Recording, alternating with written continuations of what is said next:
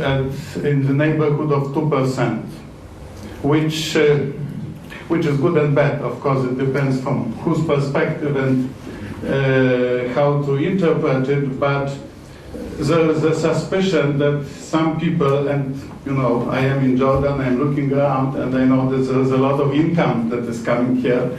So this tax, to me, looks low. Now, the last one is the burden on capital. The burden on capital is basically, capital is everything else. So if you have total value added of businesses and you subtract the cost of labor, then you have the so-called surplus. So the surplus would involve all the self-employed people, small businesses. It would involve larger companies after what they pay for labor. So it also capital depreciation and profits, etc. And this burden has been growing to around in 2006 it reached, it is what it is, 8%, right? Yes. Or 7%.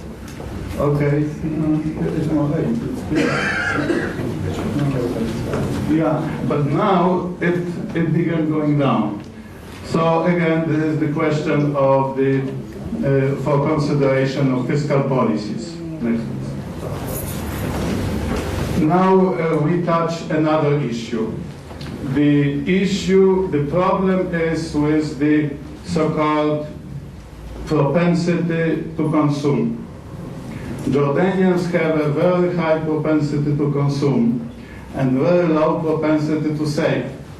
Here they are similar to Americans, because Americans kept having the problem that they do not save enough and they consume too much, which is sometimes good because, you know, in some surveys the number one hero in the States was American woman, because American woman doesn't know about the crisis and she keeps spending. And that supports the economy. So Jordanians also keep spending.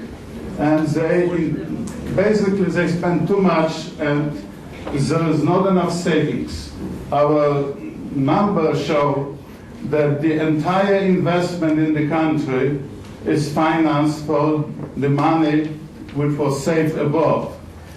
The Jordanian propensity to consume is around 100% of GDP, and in certain years, especially recently, above 100% of GDP, which means that Jordanians spend more than they produce, which, well, in China, propensity to consume is, and investment is 50% of GDP to save.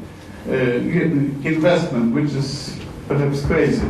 So I don't think you should be you should have similar austerity measures, but in general, the fact is that Jordan belongs to the country with very low level, well, in fact, negative level of savings.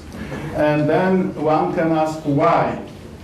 And this picture provides some explanation, because it shows that if you calculate the real interest rate on deposits, you would see that most of the time, especially during the last few years, it is negative. What does it mean? That the percentage, the percent rate, the interest rate that people get on their deposit in the bank, and these are the time deposits, if you subtract from it CPI, Consumer Price Index, if you adjust for inflation, you are losing.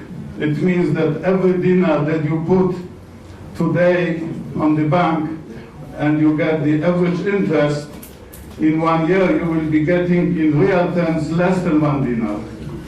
And of course, it has to have some effect on people are rational. So if I can consume it something, if I can buy something today, and if I wait 1 year, with the money that I save, I will be able to buy even less. So of course, I rather buy it now. So the low interest rates on savings may be blamed at least partly on the behavior of Jordanians as concerns their savings. Next, please. This basically is next illustration of a relatively of a monetary policy which transmission is not very effective. It shows that if you look at the different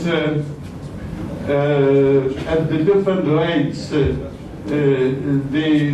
CPJ discount rate, which is one of the main monetary policy rates, and then if you look how it translates into effective commercial credit rates, the rates that banks charge on loans, you will see that the relation between the two is relatively weak.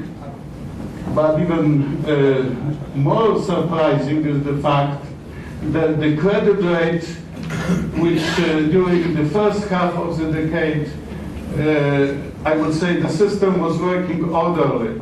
The credit rates were down, so credits became cheaper, people were getting more credits.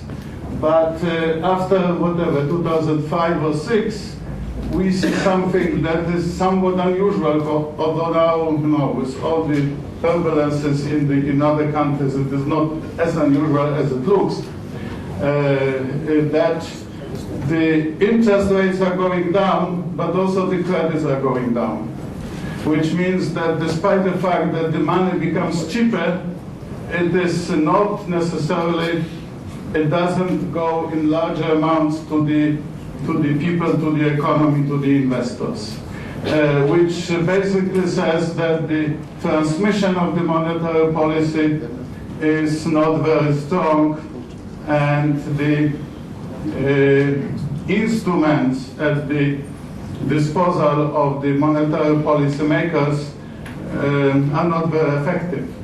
Next, please. This shows different trends concerning capital investment. And the one thing that is a little bit confusing is the fact that we do not see how the foreign direct investment, how the funds coming from donors, how the investment done in the budget correlates with total country investment. And here, this is a puzzle. It's difficult to model. Investment doesn't correlate with most of the variables, despite the fact that we expect it to correlate, and we are not sure whether this is there's an artifact of the data, that there's something in the data that we don't understand, or there's something in the economy that we don't understand, but that would require further research. Next. And here, this picture is supposed to show the so-called crowding out, which is well known from the introductory economics textbooks, which basically says if the government runs large deficits and if the government keeps borrowing money